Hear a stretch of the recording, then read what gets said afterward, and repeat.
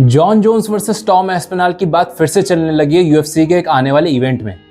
कुछ दिन पहले अमेरिका के प्रेसिडेंट डोनाल्ड ट्रंप ने अनाउंस किया कि अमेरिका के 250th इंडिपेंडेंस डे पे व्हाइट हाउस के सामने यूएफसी का इवेंट कराया जाएगा। ऐसा क्यों? क्योंकि वो यूएफसी के बहुत बड़े फैन हैं और बहुत सारे इवेंट्स में वो तुम्हें रिंग के किनारे बैठे हुए दिखाई दे जाएंगे। अब जैसे ही अनाउंसमेंट हुआ वैसे ही काफी सारे फाइटर सामने आ गए अपना नाम लेके कि हाँ भाई हम भी लड़ेंगे। ऑब्वियसली बिकॉज पूरी दुनिया इस इवेंट को देखेगी। जो लोग यूएफसी नहीं भी देखते होंगे वो भी इस इवेंट को देखेंगे। अब जो फाइटर्स अपना नाम लेके सामने आए थे उनमें इजराइल अदेसान्या, कॉनर मैकग्रेगर और जॉन जोन्स, जिसमें से जॉन जोन्स का तो मुझे लगता है कि वो 100% लड़ेंगे, क्योंकि ये खबर सुनते ही उन्होंने ट्विटर पे जाके अनाउंस कर दिया कि 15 दिन के रिटायरमेंट्स में बाहर आ चुका हूँ, ट्रेनिंग करना चालू कर दी है और बॉडी के चेकअप्स के लिए रेडी हूँ। कॉनर मैकग्रेगर ने भी बोला कि वो व्हाइट हाउस के सामने लड़ना जरूर पसंद करेंगे। तो जो दो मैचेस बनते हुए दिखाई दे रहे हैं वो हैं Conor McGregor versus Michael Chandler और जॉन जोन्स वर्सेस टॉम एस्पिनाल।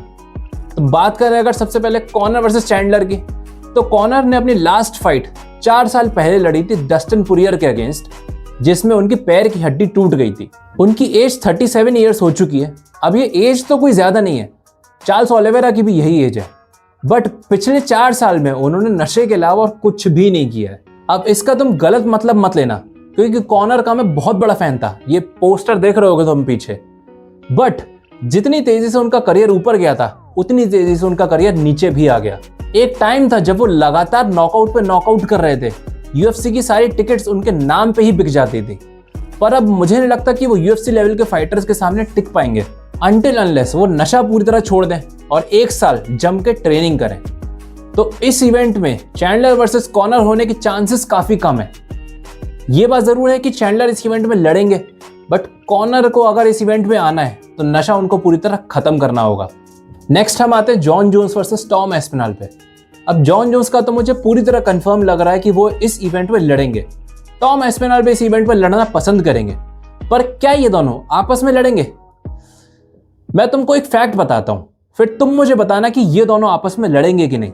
देखो, इंडिया की तरह अमेरिका के लोगों पर भी इंग्लैंड के लोगों ने राज किया था, और जैसे इंडिया ने आजादी की लड़ाई लड़ी थी वैसे ही अमेरिका के लोगों ने भी आजादी की लड़ाई लड़के इंग्लैंड के लोगों को वापस भगाया था।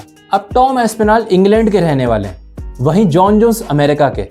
मान के चलो इन दोनों का आपस में मैच कराया जाता है। अगर टॉम एस्पिनाल जीत जाते हैं तो सोचो अमेरिका की क्या इज्जत रह जाएगी दुनिया के सामने, कि जिन लोगों से अमेरिका ने आजादी की लड़ाई करी उनमें से ही किसी एक ने अमेरिका को आके हरा दिया उनके इंडिपेंडेंस डे वाले दिन, वो भी व्हाइट हाउस के सामने।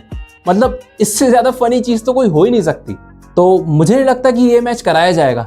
हाँ, ये बात जरूर है कि अभी तक के बेस्ट मैचेस डाले जाएंगे इस इवेंट में। जॉन जोन्स 100% इस इवेंट में लड़ेंगे, लेकिन टॉम एस्पिनाल के अगेंस्ट नहीं। तुम बताओ, क्या जॉन जोन्स वर्सेस टॉम एस्पिनाल कराया जाएगा? क्या Conor McGregor versus Michael Chandler अभी भी पॉसिबल है?